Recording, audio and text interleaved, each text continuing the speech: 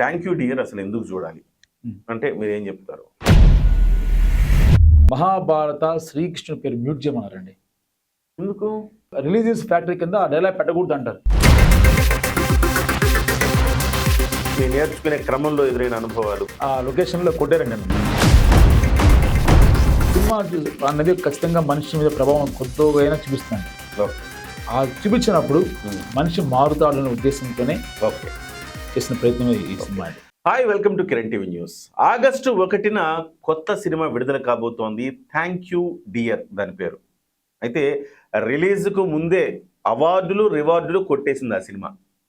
15th Goa international film ఫెస్టివల్లో award best డైరెక్టర్గా award అందుకున్నారు తోట శ్రీకాంత్ కుమార్ గారు, ఈ సినిమా డైరెక్టర్. అలాగే హైదరాబాద్ ఫిల్మ్ క్లబ్ 50 years ఉత్సవాల సందర్భంగా స్పెషల్ షో దీన్ని ప్రదర్శించారు. అలాగే నాగ మహేష్ గారు, రేఖా నిరోష గారు అంటే సెకండ్ హీరోయిన్ ఇందులో, వీళ్ళిద్దరు కూడా మంచి బెస్ట్ అవార్డులు అందుకున్నారు. ఇవే కాదు, ఈ డైరెక్టర్ గారు తోట శ్రీకాంత్ కుమార్ గారు ఇది కొత్త సినిమా, ఇది ఫస్ట్ సినిమా అయినప్పటికీ కూడా ఇంతకుముందు అనేక అవార్డులు రివార్డులు వచ్చిన అనేక సోషల్ డాక్యుమెంటరీస్ ఫిల్మ్స్ ఆయన చేసిన అనుభవం ఉన్నది. సో ఆయనతో మనం మాట్లాడదాం. సో థ్యాంక్ యూ డియర్ అంటే అసలు ఏంటి, ఎవరికి థ్యాంక్ యూ చెప్తున్నారు, ఎందుకు థ్యాంక్ యూ చెప్తున్నారు, అసలు సినిమా కథాంశం ఏంటి, ఎందుకు ఈ సినిమా తీయాలనిపించింది, సోషల్ కాజ్తో ఫిల్మ్స్ తీసే డాక్యుమెంటరీలు తీసే శ్రీకాంత్ కుమార్ గారికి ఇందులో కూడా ఏమైనా సోషల్ మెసేజ్ చెప్పారా? మాట్లాడదాం. శ్రీకాంత్ గారు నమస్తే. నమస్తే అండి. శ్రీకాంత్ గారు, ఏంటి థ్యాంక్ యూ డియర్ అంటే ఎవరికి థ్యాంక్ యూ చెప్తున్నారు, ఎందుకు చెప్తున్నారు? జనరల్గా మనము ఒక వ్యక్తి నుంచి సహాయం పొందినా లాభం పొందినా థ్యాంక్ యూ అంటాం. సో దీనికి పక్కన ఒక డీర్ అనేది యాడ్ చేసాం. ఒక స్నేహపూర్వకంగా ఉండాలి, ప్రేమగా ఉండాలి, లవ్లీగా ఉండాలని చెప్పేసి థ్యాంక్ యూ డీర్ అనేది యాడ్ చేసి, సో మన సినిమాలో కూడా ప్రతి క్యారెక్టర్ ప్రతి ఒక్కరితో లాభం పొందుతారు, హెల్ప్ అవుతారు కాబట్టి థ్యాంక్ యూ డీర్ అనే టైటిల్ పెట్టామండి. ఫస్ట్ మీ సినిమా చూడగానే ఆకట్టుకునే మొట్టమొదటి అంశం కుర్రకారుని హెబ్బా పటేల్. ఎగ్జాక్ట్. హెబ్బా పటేల్ చూడంగానే సినిమాకి వెళ్ళాలనిపిస్తుంది. అవునండి, ఖచ్చితంగా. ఎందుకంటే కుమారి 21F తో ఊపింది. అవును. ఆ రోజు నుంచి ఇవాళ వరకు కుర్రకారు మధ్యలో స్టాంప్ వేశారు. సో ఇవాళ హెబ్బా పటేల్ పాత్ర ఏంటి? ఆ అమ్మాయి మీ సినిమాని ఆ అమ్మాయి ఒప్పుకోవటానికి, ఎందుకంటే హీరో కొత్తవాడు. అవును. సో హీరో గురించి మాట్లాడుకుందాము. హీరో కొత్తవాడు, అదే సమయంలో పైగా రెండో హీరోయిన్ ఉంది. అయినప్పటికీ కూడా ఆమె మీ సినిమాని ఒప్పుకోవటానికి గల కారణమే. మంచి పాయింట్ సార్. హెబ్బా పటేల్ గారితో నేను అంతకుముందు వేరే మూవీ కోసంగా ట్రావెల్ చేస్తున్నాను. సో ఈ మూవీ చేద్దాం అనుకున్నప్పుడు ఒక ఇద్దరు ఎవరైతే బాగుంటుందో డిస్కస్ చేసాం. ప్రొడ్యూసర్ గారు నేను చేస్తున్న టైంలో ఆల్రెడీ నేను హెబ్బాతో టచ్అప్ లో ఉన్నాను కదా, నేను ఫాలోఅప్ లో ఉన్నాను. ఒకసారి తనకు చేద్దామని చెప్పి ఫోన్ చేశాను. ఫోన్ చేసి ఫోన్లో జస్ట్ ఒక 10 minutes మాట్లాడానండి. మాట్లాడిన తర్వాత ఒక బర్నింగ్ ఇష్యూ చెప్పాను నేను. ఈ థ్యాంక్యూడీ అనే సినిమా మీరు ట్రైలర్ చూసుంటారు. ఇద్దరు అమ్మాయిలతో ఫన్నీగా, మిగతా క్యారెక్టర్స్ టెన్షన్గా ఒక ఏదో సస్పెన్స్ జోనర్లో పోతూ ఉంటుంది.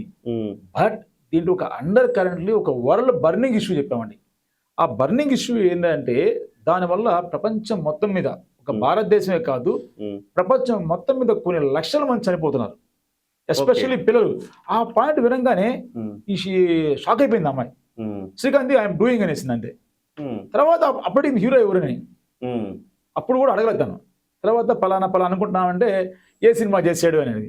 రీసెంట్గా తంత్ర అనే సినిమా వచ్చింది, ఆహాలో ఓటీటీలో ఉందంటే ఫొటోస్ పెట్టమని చెప్పారు. పెట్టాను. ఈవినింగ్ రిప్లై ఇచ్చింది, ఐఎమ్ డూయింగ్ అని రిప్లై ఇచ్చింది. హ్యాపీగా ఫీల్ అయిపోయాం. సో తను ఉండబట్టే ఏంటి తనతో బర్నింగ్ పాయింట్ ఏం చెప్పారు? మనం డిస్కస్ చేయొచ్చా బర్నింగ్ పాయింట్, లేదా సినిమా చూస్తే? బర్నింగ్ పాయింట్ అనేది సినిమా చూస్తేనే చెప్పకూడదని అనుకుంటున్నాను సార్. సమాజంలో ఉండే మనుషులే విలన్స్. సమాజానికి ఈ సమాజంలో మనుషులే విలన్స్ అనే పాయింట్ మీద చెప్పామండి. ఓకే, అందువల్ల అది నేను ఇప్పుడు రివీల్ చేయకూడదు. సో ఫస్ట్ ఆగస్ట్ అంటే సోషల్ కాజ్ తోటి మీరు ఫిల్మ్స్ డాక్యుమెంటరీస్ చేస్తూ ఉంటారు కదా సహజంగానే. సో నేను అప్పుడే అనుకున్నాను థ్యాంక్ యూ డియర్ లో కూడా ఒక సోషల్ కాజ్ మెసేజ్ ఏమైనా ఉందా అని. సో బహుశా ఇది సోషల్ మెసేజ్ ఇచ్చినట్టుగా భావించాలా? సోషల్ మెసేజ్ అండి. ఎలాగంటే ఈరోజు సినిమా అనేది ఒక మన మనిషి ఎంటర్టైన్మెంట్ ఒక భాగం అయిపోయింది. ఒక భార్య భర్త పోవాలన్నా, ఒక లవర్స్ పోవాలన్నా, ఫ్రెండ్స్ పోవాలన్నా, ఎక్కడ ఎంత ఎంజాయ్మెంట్ చేసినా కానీ, డిన్నర్స్ చేసినా కానీ, పిక్నిక్ పోయినా అరే సరదాగా సినిమా పోదాం అంటాడు, పోదాంరా అంటారు. సో నేను అనుకున్న ఒక చిన్న పాయింట్ని దీన్ని విజువల్గా చూపించి ఒక సినిమాగా చూపిస్తే సినిమా చూసి బయటకు వచ్చే వాళ్ళ ఒక్కరైనా కానీ ఆలోచించి అరే ఈ సినిమాలో చెప్పిన కరెక్ట్ అని ఆలోచిస్తే ఓకే. ఖచ్చితంగా మార్పు వస్తుంది అనే ఉద్దేశంతోనే చేసామండి. ఎందుకు మరి హెబ్బా పటేల్ లాంటి ఒక మంచి హీరోయిన్ అంటే మీన్ కాస్త పాపులర్ హీరోయిన్ పెట్టిన వాళ్ళు హీరో విషయంలో ఎందుకు కొత్త వాళ్ళకి ఛాన్స్ ఇచ్చారు? ఎవరు ఆ హీరో? హీరో వచ్చేసి మా 2-3 హీరోస్ అనుకున్నామండి. అనుకున్న టైంలో ఒక యంగ్ బాయ్ అయితే బాగుంటుంది అనే ఉద్దేశంతో చూస్తామంటే మన శ్రీహరి గారి తమ్ముడు కొడుకు, రియల్ స్టార్ శ్రీహరి గారి తమ్ముడు కొడుకు అబ్బాయి తంత్ర అని ఒక సినిమా చేశాడు.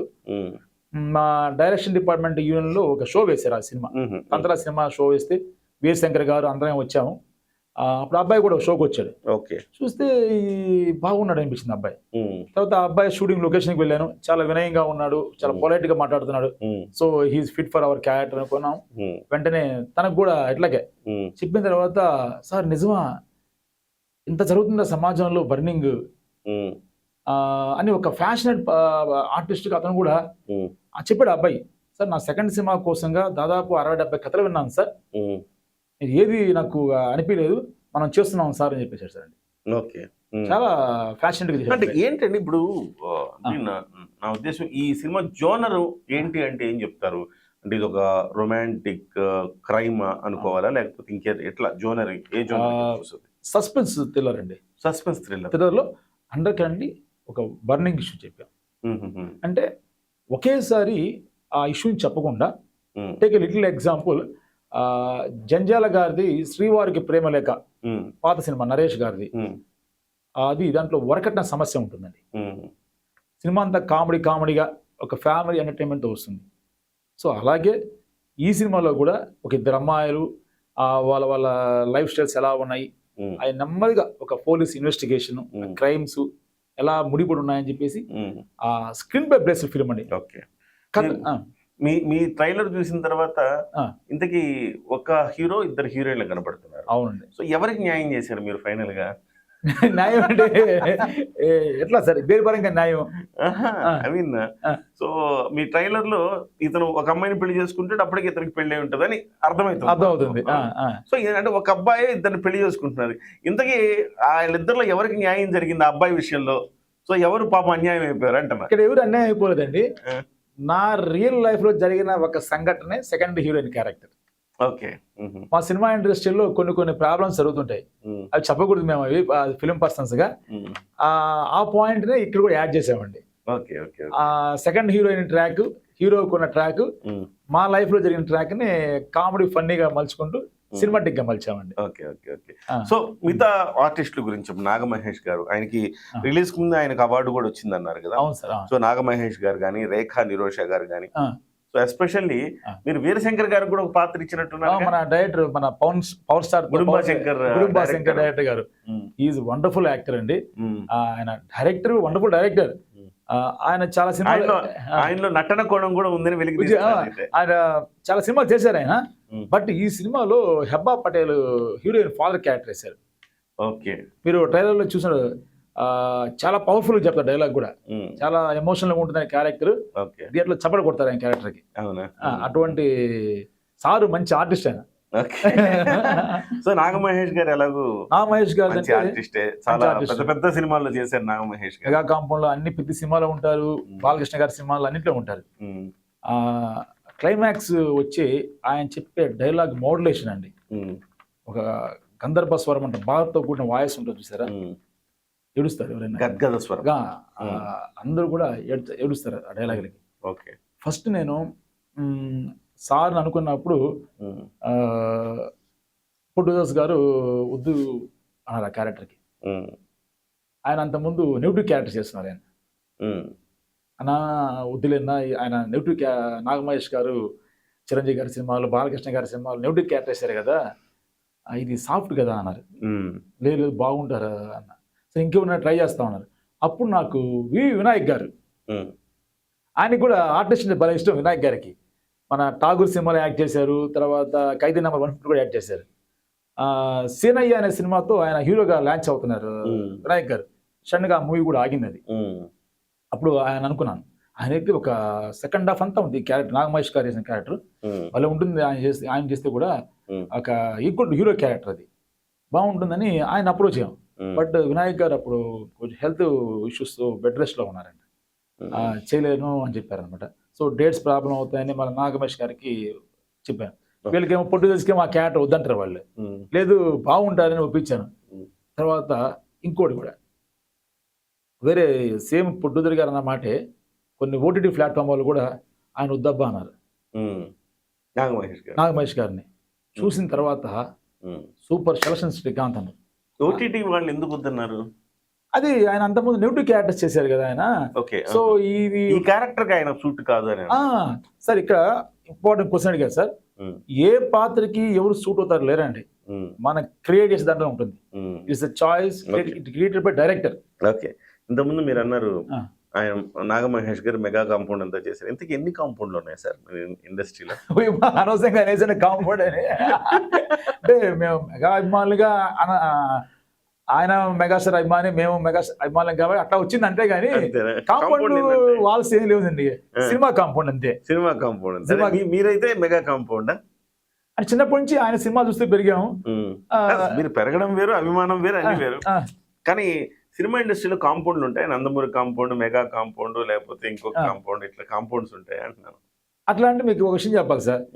నేను చిరంజీవి గారి అభిమానిని. హైదరాబాద్కి ఫస్ట్ వచ్చినప్పుడు నేను కలిసింది నందమూరి హరికృష్ణ గారిని కలిశాను. ఆయన ఒక మాట హరికృష్ణ గారు పెద్ద ఆయన ఎక్కడున్నారో కానీ పాపము నేను రోజు డైరెక్ట్ ఉంటే తప్పకుండా ఆయన కలిసేవాళ్ళు, బ్లెస్సింగ్ తీసుకునేవాడిని. నేను అడ్వకేట్ చేసే కదండి. లాయర్ గారు ఎందుకండి ఈ ఫీల్డ్, మీరు హ్యాపీగా ప్రాక్టీస్ చేసుకోవచ్చు కదా అన్నారు ఆయన.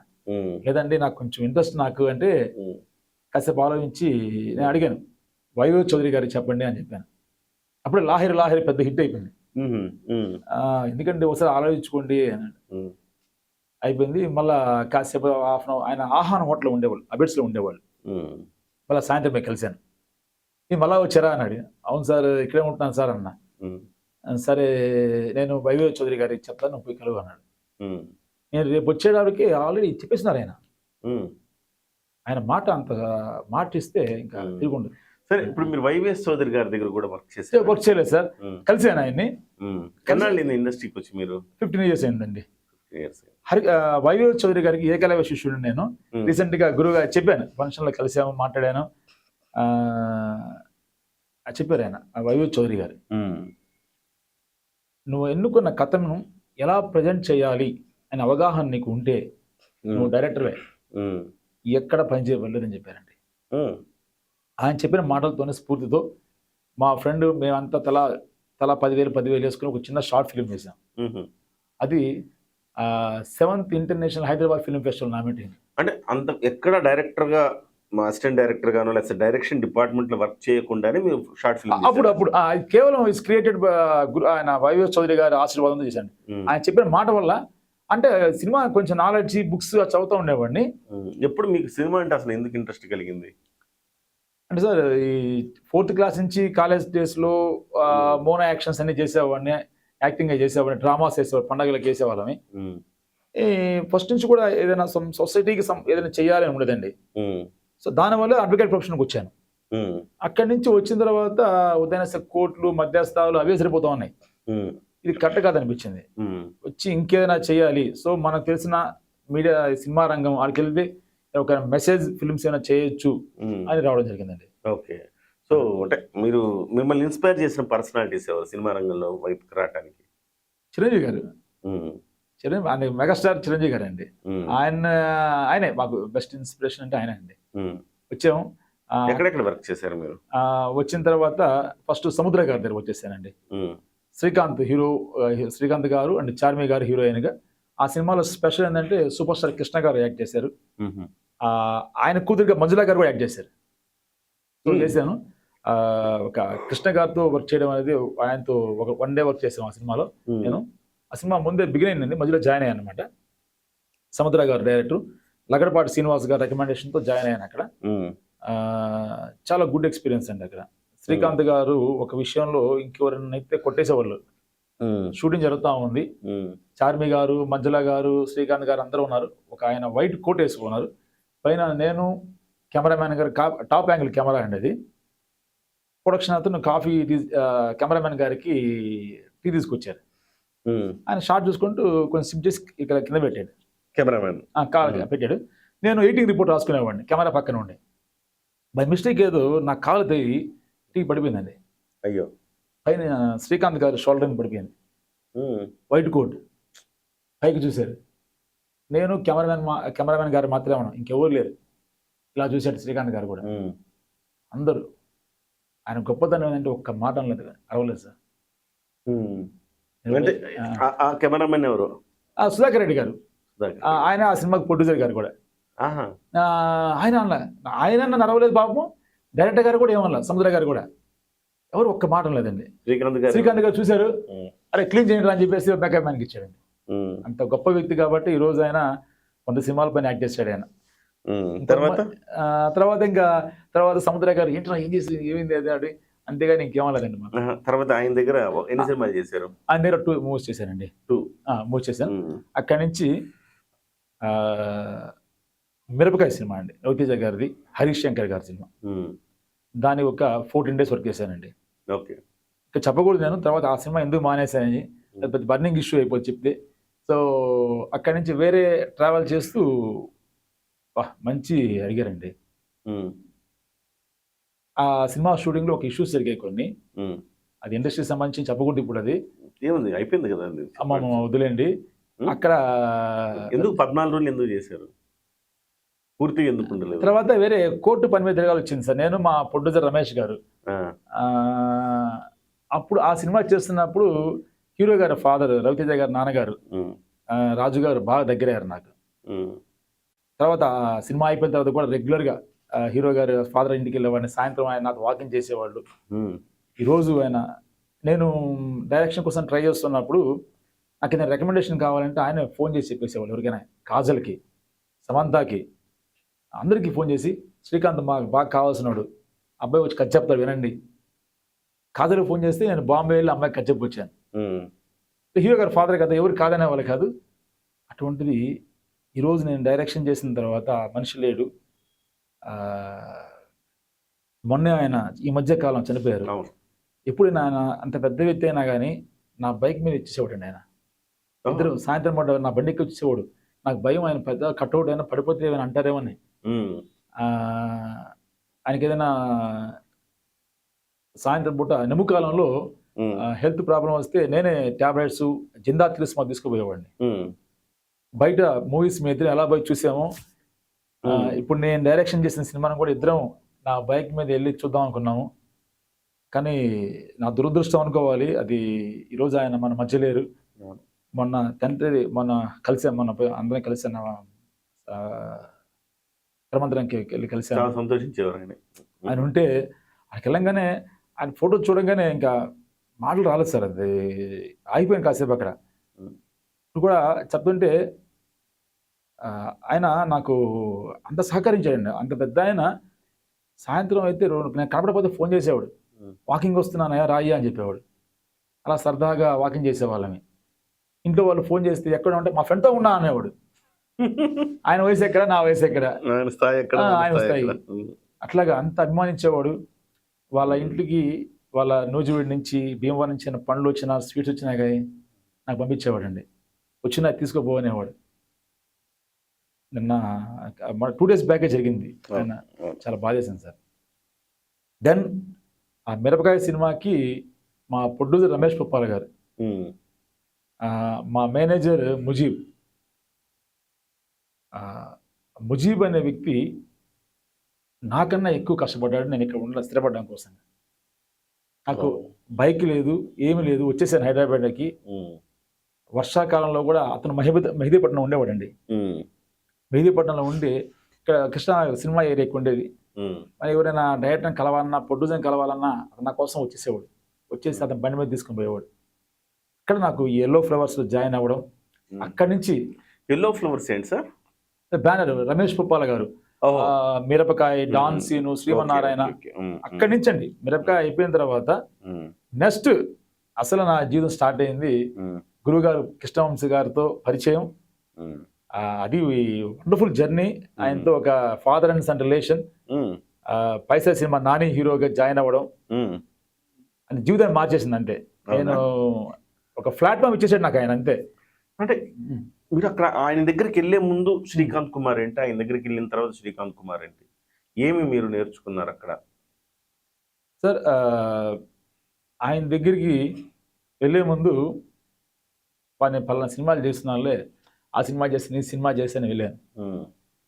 ఆయన దగ్గరికి వెళ్ళిన తర్వాత తెలిసింది, ఓ ఇంకా చాలా నేర్చుకోవాలి, మనం ఎక్కడో ఉన్నాము, ఏడో ఉన్నాము, మనం నేర్చుకునేది అసలు ఏమి తెలియదు. అదొక మహా విద్యాలయం సార్, గ్రంథం అది కృష్ణవంశీ గారు. ఓకే, ఒక బుక్, అది అన్రీడబుల్ బుక్ అంతే అది. ఓకే, ఆయన అనుభవాలు ఏమున్నాయి చెప్పండి. అంటే ఎట్లా ఆయన దగ్గర, అంటే ఆయన చెప్తారా, నేర్పిస్తారా, లేకపోతే ప్రతిదీ స్పూన్ ఫీడింగ్ లాగా ఉంటుందా, లేకపోతే మనం చూసి అబ్జర్వ్ చేసి వెళ్ళిపోతా ఉండడమేనా? లేదు సార్, ఆయన దగ్గర ఒక 2 సినిమాలు చేస్తారు చాలండి, ఇంకెక్కడ చేయలేదు. మనతో ఒక అసిస్టెంట్ డైరెక్టర్తో వర్క్ చేపిస్తాడండి ఆయన. ఒక శిల్పి రాయిని ఎలా ఉలితో చెక్కి ఎలా శిల్పంగా తయారు చేస్తాడో అలా రాడు తెలిపోతాం ఆయన దగ్గర మనం. ఓకే, ఎన్ని సినిమాలు చేశారు ఆయన దగ్గర? ఆయన దగ్గర పైసా చేశానండి, తర్వాత మన నక్షత్రం రైటర్గా చేశాను, ఇంకా రెగ్యులర్గా ఆయనతో టచ్ అవ్వండి. ఇంకా ఆ బ్యానర్ అంటే నాకు ముద్ర పడిపోయింది, శ్రీకాంత్ అంటే ఎల్లో ఫ్లవర్స్ బ్యానర్ కృష్ణవంశీ అని. బయట ఎక్కడ పోలేకపోయాను ఇంక నేను. మా ప్రొడ్యూసర్ గారు కూడా మాకు మంత్లీ శాలరీస్ ఇచ్చేవాళ్ళు అనమాట. అప్పుడు ఎల్లో ఫ్లవర్స్ బ్యానర్ అంటే ఒక టాప్ లెవెల్ డాన్ సీన్ పెద్ద పెద్ద సినిమాలు చేసేవాళ్ళండి. సో మమ్మల్ని ఆయన రమేష్ గారు అయితే నన్ను ఒక బ్రదర్లా చూసుకునేవాళ్ళు. సో బయట ఇంకెక్కడ పోయేవాళ్ళం కాదు. అక్కడి నుంచి ఒక మైల్ స్టోన్ అండి, అక్కడి నుంచి మా జీవిత ప్రయాణం మారిపోయింది. ఈరోజు మేము ఎక్కడైనా పోతున్నామంటే ఆ గురుగారి పేరు ఉండబట్టానండి. ఆయనతో మీకు అనుభవాలు ఏమన్నా చెప్తారా? అనుభవాలు అంటే మీరు నేర్చుకునే క్రమంలో ఎదురైన అనుభవాలు కాస్త మీరు మర్చిపోలేనివి, లేకపోతే ఎట్లా మెమరబుల్ థింగ్స్ వచ్చేసి హైదరాబాద్ రాకాసులకి షూటింగ్ లొకేషన్ ఐడియా ఉంటుంది, జీవికే ఎదురుగా. ఓకే, ఆ లొకేషన్ లో కొట్టారండి నన్ను. కొట్టారంటే అది మెమరబుల్ ఎట్టయితే మర్చిపోవాలి కదా. మర్చిపోవడం కాదు, ఎందుకంటే మిమ్మల్ని కొట్టాడంటే దాన్ని మర్చిపోయే ఇన్సిడెంట్ కదా, గుర్తుంచుకునే ఇన్సిడెంట్. ఎందుకంటే దెబ్బలు కొట్టే గురువు కూడా మనకు కావాలి విద్య నేర్చుకునే దగ్గర. ఓకే, అది ఒక పెద్ద 100 మంది లొకేషన్ ఆర్టిస్ట్ ఉంటారండి, నాని గారు అందరూ ఉన్నారు. ఒక ప్రాస్టిట్యూట్ సంబంధించిన విషయం. నేనేదో మిస్టేక్ జరిగింది ఆర్టిస్టుల సెలక్షన్స్ దగ్గర, క్యాస్టింగ్ ఆర్టిస్ట్ చూసుకునే వాళ్ళమి. అప్పుడు క్లాప్ ఉండేదండి, ఇప్పుడు లేదండి క్లాప్, వాడటం లేదు. క్లాప్ కొట్టడం అనేది చాలా పెద్ద ఆర్ట్. అది క్లోజ్ లో ఎలా కొట్టాలి, లాంగ్ షాట్ ఎలా కొట్టాలి ఉంటుందండి. అదే అనుకుంటారు, చాలా మిస్టేక్. క్లాప్ కొట్టడం వస్తే మీరు సినిమా చేసేయచ్చు. అవునా? లాంగ్ షాట్ కి ఎలా కొట్టాలి, క్లాప్ కి ఎలా కొట్టాలి, మీకు క్లోజ్ పెట్టినప్పుడు కొడతాం కదండి, ఆ సౌండ్ చాలా ఇబ్బంది. ఆర్టిస్ట్ కూడా కొన్నిసార్లు ఇరిటేషన్ అయిపోతారు కొంతమంది. కొన్నిసార్లు చాక్ పీస్ మీద అప్పుడు మార్క్స్ రాసేవాళ్ళని, అలా కొట్టినప్పుడు ఆ చాక్ పీస్ పౌడర్ వేసి ఆర్టిస్ట్ కళ్ళలో పడతాయి. పాతకాలంలో చాలా ఇష్యూస్ అట్లాగా అసిస్టెంట్ డైరెక్టర్లకి గొడవలు కూడా. అట్లాగా నేను సరే కొట్టకపోతే చీ అద్దమా ఇప్పుడు నేర్చుకుంటారా ఇంకా క్లాప్ కొట్టాము నిలిచాడు. పెద్ద 100 మంది పైన ఆర్టిస్టులు ఇదేసాడండి, వెళ్ళిపోయాను ఇంకా. నాకు ఇది చాలా ఆసక్తిగా ఉంది. అవును సార్, క్లాప్ కొట్టడం అంటే ఎందుకు కొడతారు సార్? సీన్ పేరు రాస్తారు అందులో, దాని మీద scene number, take number, shot number రాస్తామండి. ఇప్పుడు డిజిటల్ వచ్చేసింది కాబట్టి తెలియదండి. అంతకుముందు సౌండ్ షింకింగ్ చాలా ఇంపార్టెంట్ ఉండేది. అది మీ క్లాప్ గురించి చెప్పాలంటే పెద్ద ఉపన్యాసం అండి, అది అంత ఈజీ కాదు అది. అవునా? క్లాప్ అసిస్టెంట్ డైరెక్టర్ అంటే చాలా వాల్యుబుల్ మ్యాన్ అది. అసిస్టెంట్ డైరెక్టర్ అరిచేసాడు, వేస్ట్ అన్నావు వెళ్ళిపో, అది ఇది అరిచేసాడు. అయిపోయింది. కాసేపు అయిన తర్వాత ఒక 1 అవర్ అయిపోయింది. నేను కూడా లోపల బయటికి ఆడ వెళ్ళిపోయాను. అసిస్టెంట్ డైరెక్టర్ శ్రీకాంత్ గారు ఎక్కడున్నా కానీ స్పాట్లోకి రావాల్సిందిగా అని చెప్పేసి గురువు గారు మైక్లో చెప్పారు. మా ఇంద్ర అనిపిస్తాడు, భయంగా వచ్చా. అలా అరుస్తాడు, నా భుజం మీద అలా చేసి కొట్టారా లేకపోతే తిట్టారు? అంతకుముందు కొట్టేవాడు, అంతకుముందు సీన్ చెప్పలేదు. పక్కనే ఉండేవాడిని కదా, ఎడిటింగ్ రిపోర్ట్ రాసుకునేవాడిని. ఏదైనా ఆర్టిస్ట్ సరిగ్గా చేయకపోయినా, ప్రాపర్టీస్ లేకపోయినా కానీ అని చెప్పేసి ఆ చేతిలో మైక్తో కుర్చీతో కొట్టేసేవాడు అండి. అంటే ఒక విజన్తో ఉంటాడు ఆయన. వర్క్ లో డెడికేషన్ అంతే. డెడికేషన్ ఏదైనా ఉంటే స్పాట్లో కొన్ని మారిపోతుంటాయి. ఎక్కడ ఒక లొకేషన్ లో ఒక జూనియర్ ఆర్టిస్ట్ తో చేయించాడండి ఒక సీన్. అది ప్రాస్టిట్యూట్ సంబంధించిన సీన్ అని చెప్పాం కదండి. రెగ్యులర్ ఆర్టిస్టులు ఎవరు రాలేదు. అన్ఎక్స్పెక్టెడ్ కానీ క్రియేషన్ స్పాట్లో ఐడియా వచ్చింది గురువు గారి సీన్కి. కాకపోతే ఎవరు మంచి అమ్మాయి చూడండి, జూనియర్ ఆర్టిస్టులు ఎవరైనా చూడమని చెప్పారు. ఒక అమ్మాయిని చూశాను. చూసిన తర్వాత అమ్మాయిని చూసి సరే అమ్మాయికి డైలాగ్ చెప్పించండి అని చెప్పాడు. ఇంక గోపన్ అని నాతో పాటు ఇంకో అన్న ఉంటాడు, ఆయన ఆ అమ్మాయికి డైలాగ్ చెప్పాడు. రెడీ అని చెప్పాం, అమ్మాయి చెప్పడం లేదు. 1, 2, 3 అయిపోయింది. ఇన్ని టేక్లైనా ఆయన గొప్పదనం ఏంటంటే ఒక ఆర్టిస్ట్ మీద కెమెరా షాట్ పెడితే 100 టేక్లైన్ అతని మీద చేస్తాడండి. వాడు బాగా చెప్పలేదు తీసే అంటాడండి. అమ్మాయిని అరిచాడు వచ్చి, అమ్మాయి ఎంతకాలం జూనియర్ ఆర్టిస్ట్ లాగా ఉంటారు, డైలాగ్ చెప్పాం అవకాశం వస్తే ఉపయోగించుకోరు అరిచాడు తప్ప మళ్ళా చెప్పు అని చేయించుకుంటాడండి ఆయన. అందుకే నేను కృష్ణవంశీ గారిని నాకు ఎందుకు చాలా ఇష్టం అంటే కృష్ణవంశీ గారు సినిమాలో పడితే ఆ హీరో కూడా నెక్స్ట్ వస్తుంది. ఇప్పుడు మహేష్ బాబు గారు ఉన్నారు. మహేష్ బాబు గారు ఏమంటారు మురారి సినిమాకు ముందు మహేష్ బాబు వేరు, మురారి తర్వాత వేరు. మురారిలో మహేష్ బాబు అంత అద్భుతంగా యాక్షన్ చేస్తాడన్న విషయాన్ని మురారిలో తెలుసుకున్నాం. అంతకుముందు కొంచెం కాస్త ఎక్స్ప్రెషన్స్ మహేష్ బాబుకి అంత పడేవి కాదు అనిపించేది నాకు. అవును, ఎక్స్ప్రెషన్స్ పడేవి కాదు, ఏదో ఒక డల్ గా ఒక మోస పద్ధతిలో చేసేవాడు యాక్షన్. కానీ మురారిలోకి వచ్చిన తర్వాత ఎంత వైవిధ్యంగా చేయించుకున్నారు ఆయనతో యాక్షన్. సో ఎవరినైనా పిండేస్తాడు యాక్షన్. ఆయన స్పాట్ లో జరుగుతుంది. అదే ఫార్ములా ఇక్కడ ఫాలో అయ్యామండి. మన దాంట్లో కూడా కొన్ని స్కిప్ ఉండేది మైండ్ లో, జరుగుతున్న సిచ్యువేషన్ బట్టి మారుతూ వచ్చేదండి స్పాట్ లో రాయడం. ఆయన చూసి అలవాటు అయిపోయింది మాకు. పాపం ఆర్టిస్ట్ ఇబ్బంది పడేవాళ్ళు, కానీ మంచి ఆర్టిస్టుల వల్ల స్పాట్ లో అక్కడక్కడ సందర్భాన్ని బట్టి డెవలప్ చేస్తారు. స్క్రిప్ట్ డెవలప్ చేయాలి, మారుతుంటదండి కొన్ని పరిస్థితిని బట్టి. స్పాట్ లో డైలాగ్ మారిపోతుంటాయి, ఆ సీన్ మారుతుంటుంది కొన్నిసార్లు. అట్లాగా ఒక సీన్ చెప్తాను సార్. ఇక్కడ ఒక సీన్ వచ్చింది, దాంట్లో మన భగవద్గీతలో శ్రీకృష్ణుడు అర్జునుడికి చెప్తాడు కదా, యదాహి యదాహి ధర్మస్థ శ్లోకం ఉంది కదా సార్. అంటే ఆయన ఎక్కడ అన్యాయం జరుగుతుందో, అక్రమాలు జరిగితే నేను మళ్ళీ పుడతాను, ప్రళయ ప్రశాంత్ జరగాల్సి ఉంది అనే పాయింట్ ఆఫ్ వ్యూలో హీరో డైలాగ్ చెప్తాడండి. అక్కడ డైలాగ్ ఎలా ఉంటుందంటే, హీరో ఉండేసి మహాభారతంలో శ్రీకృష్ణుడు చెప్పినట్టుగా ఎక్కడ అన్యాయం జరుగుతుందో, అక్రమాలు జరుగుతుందో ఆ ప్రళయ ప్రక్షాళనకి నేను మళ్ళీ పుడుతూ ఉంటాను, ఇలాంటి తప్పులు జరుగుతూ ఉంటే వాటిని ఆపడంలో తప్పు లేదు అని డైలాగ్ ఉంటుందండి. సెన్సార్ బోర్డు వాళ్ళు ఇక్కడ మహాభారత శ్రీకృష్ణుడి పేరు మ్యూట్ చేయమన్నారండి. ఎందుకు? ఎంత దారుణమైన సంఘటన సార్. ఇప్పుడు టాపిక్ వచ్చి చెప్తున్నాను. ఏమంటే రిలీజియస్ ఫ్యాక్టర్ అంటారు. అంటే రిలీజియస్ ఫ్యాక్టరీ కింద ఆ డైలాగ్ పెట్టకూడదు అంటారు. ఎందుకండి? అక్కడ సిచ్యువేషన్ అది. అర్జునుడికి మహాభారతంలో చెప్పాడు ఆయన. శ్రీకృష్ణుడు ఒక ఎగ్జాంపుల్గా చెప్తున్నాం. మహాభారతం అనేది ఒక మహాకావ్యం, మహాకాండం అది. దాన్ని ఇన్స్పిరేషన్ చెప్తున్నాడు ఆయన. చెప్తున్నాడు తప్పు జరిగినప్పుడు, అన్యాయాలు జరిగినప్పుడు వాటిని అంతం చేయడానికి, వాటిని శిక్షించడం తప్పు లేదు అంటాడు ఆయన. ఎందుకు తీయాలంటే లేదు మ్యూట్ చేయాల్సిందని చెప్పారండి. చేశారు ఎందుకు? అదే కదా సార్ నా బాధ. ఇప్పుడు భారత రాజ్యాంగంలో ఆర్టికల్ 14 ఉంది, right to freedom of speech and expression అని. అవన్నీ కూడా ఒక సృజనాత్మకమైన భావజాలం డైరెక్టర్స్కి, రైటర్స్కి ఈ సెన్సార్ బోర్డ్ అనే దానివల్ల కొన్నిసార్లు మాకు ప్రాబ్లం జరుగుతుంది. రీసెంట్గా దాని గురించి కూడా అనురాగ్ కాశ్యప్ గారు అండ్ తరుణ్ భాస్కర్ గారు కూడా మాట్లాడారు సెన్సార్ బోర్డు గురించి. ఓకే సార్, ఇప్పుడు థ్యాంక్ యూ డియర్ అసలు ఎందుకు చూడాలి అంటే మీరు ఏం చెప్తారు? థ్యాంక్ యూ డియర్ ఎందుకు చూడాలంటే ఏంటి? ఒక ప్రేక్షకుడికి వెళ్తే అతనికి ఏం అంటే, ఒక ప్రేక్షకుడు కామెడీ కోసం వెళ్తాడు, ఒక ప్రేక్షకుడు థ్రిల్లర్ ఎలిమెంట్స్ కోసం వెళ్తారు. అట్లా మీరు ఈ సినిమాని ఒక ప్రేక్షకుడు థియేటర్ దాకా వచ్చి చూడాలంటే ఏం దొరుకుతాయి ప్రేక్షకుడికి? ప్రేక్షకులకి కావాల్సిన లవ్, ఫన్, ఆ సస్పెన్స్, క్యూరియాసిటీ మొత్తం అంతా ఉందండి. దాంతోపాటు ఒక మెసేజ్, సమాజంలో ఇది జరుగుతుందా, దీనివల్ల ఇది ప్రాబ్లం ఉంది, సో ఈ తప్పు చేయకూడదు. ఎందుకంటే సార్ సినిమా అనేది ఖచ్చితంగా మనిషి మీద ప్రభావం కొద్దిగా చూపిస్తుందండి. ఆ చూపించినప్పుడు మనిషి మారుతాడనే ఉద్దేశంతోనే చేసిన ప్రయత్నమే ఈ సినిమా అండి. సార్ ఇప్పుడు చిన్న సినిమాలకి చాలా ఇబ్బందిగా ఉంది కదా, చిన్న సినిమాలు రిలీజ్ కావాలంటే చాలా కష్టం, ఇలాంటి ఎన్నో వింటూ ఉంటాం కదా. అవును సార్. మీ సినిమాకి అలాంటి ఇబ్బందులు ఏమి రాలేదా సార్? చిన్న సినిమా అయినా పెద్ద సినిమా అయినా దాని తగ్గ కష్టాలు ఉన్నాయండి. బడ్జెట్ అంటారు చూసారా, మనం బయట రకరకాల వ్యాపారం చేస్తున్నాం, అలాగే ఈ సినిమాను కూడా అట్లాగే చేయాలి. మనకు ఆర్టిస్ట్ని బట్టే కదా సార్ మార్కెట్ ఉండదు రేపు. ఇప్పుడు మన దగ్గర ₹1,00,00,000 సంబంధించిన ఆర్టిస్ట్ బడ్జెట్ ఫిల్మ్ ఉంటే 10 కోట్లు ఇన్వెస్ట్మెంట్ చేస్తే బిజినెస్ కాదండి. కాదు.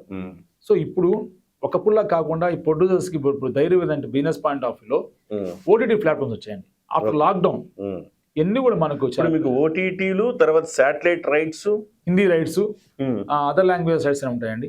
అవన్నీ ఉన్నాయి కాబట్టి చిన్న సినిమాలకి చాలా బెనిఫిట్ గా ఉందండి. కానీ థియేటర్లు రిలీజ్ చేసుకోవడం ఇబ్బంది అంటున్నారు కదా. థియేటర్ రిలీజ్ ఎట్లా దిగమించారు మీరు? ఈరోజు బెస్ట్ ఎగ్జాంపుల్ మన సినిమానే అండి. రిలీజ్ కాకముందే అవార్డ్స్ వచ్చాయి. అదేవిధంగా ఓటీటీ ప్లాట్ఫామ్స్ వాళ్ళు డిస్ట్రిబ్యూటర్లు చూశారు, సినిమా రిలీజ్ అవుతుంది కదా సార్. అందులో రేపు 2 పెద్ద సినిమాలు ఉన్నాయి. Okay, rowdy boy Vijay Deverakonda kingdom, అదేవిధంగా మా డేట్ ఫస్ట్ డేట్న విజయ్ సేతుపతి నిత్య మేనన్ సార్ మేడం, 2 పెద్ద సినిమాల మధ్య ఒక చిన్న సినిమా. వాళ్ళ సినిమాల ప్రమోషన్లో అంత బడ్జెట్ కూడా మన సినిమాకు ఉండదు. ఎందుకు ఇంత సాహసం చేశారు మీరు? అంటే విజయ్ సేతుపతి గారి సినిమా అప్పుడు డేట్ అనౌన్స్మెంట్ లేదండి, అది ఓకే సడన్గా వచ్చింది అది. సో సఫిషియెంట్ థియేటర్లు దొరికినాయి, ఒక 40 to 45 వస్తాయండి ఓవరాల్ గా. 2 తెలుగు రాష్ట్రాలు కలిపి ఏ సెంటర్స్ బి సెంటర్స్ కలుపుకొని 45 వచ్చాయండి. మన తెలుగు ప్రేక్షకులు గొప్పతనం ఏంటంటే తెలుగు రాష్ట్రాల్లో మొత్తం 40 వచ్చాయండి. ఈ మన సినిమాకి ప్రస్తుతంగా చాలండి.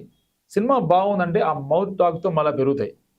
మన తెలుగు ప్రేక్షకులు గొప్పతనం ఏంటంటే సార్, సినిమా బాగుందంటే అది చిన్న సినిమా అయినా పెద్ద సినిమా అయినా ఆయనకి థియేటర్కి వచ్చి టికెట్ పెట్టి మరి చూస్తారండి. కొంటారు మన వాళ్ళు. ఆ కాన్ఫిడెన్స్ మన సినిమాలో ఉంది.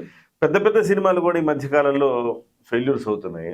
సో సినిమాకి స్టార్ కాస్టింగ్ ముఖ్యమా, కథ ముఖ్యమా, డైరెక్టర్ ముఖ్యమా, లేకపోతే ఒక సంగీతం ముఖ్యమా అంటే ఏం చెప్తారు? ఫస్ట్ కావాల్సింది ఏంటి? కథే సార్. కథ, స్టోరీ ఈజ్ ద హీరో. చాలా ఎగ్జాంపుల్స్ ఉన్నాయి కదా సార్. కేర్ ఆఫ్ కంచరపాలెం అనే సినిమా, బలగం అనే సినిమా, పెళ్లి చూపులు అనే సినిమా. కథే కదా సార్. కథ, కథనం, కథ, కథనం, దాన్ని గ్రిప్పింగ్ గా ఉండే, దాన్ని ల్యాగ్ లేకుండా నడిపించే డైరెక్టర్ సత్తా. ఆ తర్వాత కాస్టింగ్ తర్వాతనండి ఇప్పుడు ఫలానా ఆర్టిస్ట్ అనే మనకు పబ్లిసిటీ పోస్టర్ వేలే కానీ కథే సార్ హీరో. ఎప్పుడు కూడా దాసనారాయణ గారు చెప్పేది అయితేనేమి, గురువు గారు, కృష్ణవంశీ గారు అందరూ కూడా అప్పుడు వీళ్ళందరూ కూడా ప్రభాస్ గారు. సార్ ఒక్క మాట చెప్పండి, ఈ డైరెక్టర్లు అందరూ కూడా అవుట్డేటెడ్ ఎందుకు అయిపోతున్నారు? ఇప్పుడు కృష్ణవంశీ గారు అద్భుతమైన డైరెక్టర్, అవుట్డేటెడ్ అయిపోయారు ఎందుకు? ఎవరు చెప్పారు సార్? ఎవరికి డైరెక్టర్ ఆయన? ఎవరికి, కానీ వరుసగా చూసుకోండి అన్ని ఫ్లాప్లు వస్తున్నాయి ఆయనకి.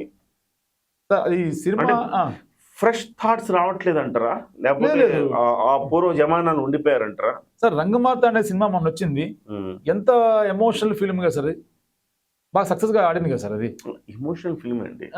నేనేమంటానంటే జనరంజకంగా అందరిని, ఒకప్పుడు కృష్ణవంశీ గారి సినిమాలు అంటే ఒక నిల్లే పెళ్ళాడతా లాంటి సినిమాల దగ్గర నుంచి అనేక సినిమాలు, ఆయన తీసిన సినిమాలు సకుటుంబ సపరివార సమేతంగా వెళ్ళి చూడదగ్గ సినిమాలే ఉండేవి. ఇప్పుడు కూడా లేవని నేను చెప్పట్లేదు, కాకపోతే ఇప్పుడు మీరు చెప్పిన ఆ సినిమా లేటెస్ట్ రంగమార్తాండ, అది పిల్లలకి పెద్దగా ఎక్కే సినిమా కాదు కదా. అంటే అదొక దృశ్య కావ్యం, అదొక దృశ్య కావ్యం సార్. అంతే సార్, జీవితం గురించి చెప్తుంది అది. కానీ అది చిన్న పిల్లలు కూడా ఎంజాయ్ చేసే సినిమా కాదని నా అభిప్రాయం. సో ఏదేమైనా నేనేమంటున్నానంటే డైరెక్టర్లు, పెద్ద పెద్ద డైరెక్టర్లు, కృష్ణవంశీ లాంటి డైరెక్టర్ నుంచి నేను కనీసం 1 సంవత్సరానికి 2 సంవత్సరాలకు ఒక సినిమా ఎక్స్పెక్ట్ చేస్తూ ఉంటా. అలాంటి కృష్ణవంశీ గారు ఈ మధ్య కాలంలో ఫెయిల్యూర్స్ ఎందుకు ఎదుర్కొంటున్నారు ఎక్కువగా? అంటే సూపర్ ఒక బ్లాక్ బస్టర్లు ఎందుకు తీలేకపోతున్నారు సార్? ఇది చాలా టఫ్ క్వశ్చన్ సార్. ఇది ఆయన సినిమా వస్తుందంటే హిట్ ఫ్లాప్ సంబంధం లేదు సార్. ప్రతి హీరో ఆయనతో చేయడానికి రెడీగా ఉంటారు, హీరోయిన్ కూడా రెడీగా ఉంటారండి. జడ్జిమెంట్ అనేది పబ్లిక్ వారి, ఆడియన్స్కే. మ్యాక్సిమం ఆయన తీసుకున్న సినిమా కొంచెం కమర్షియల్ అటు ఇటు ఆడకపోయినా కానీ ప్రతి సినిమాలో పాజిటివ్నెస్ ఉంటుంది, మినిమం వాల్యూస్ ఉంటాయి.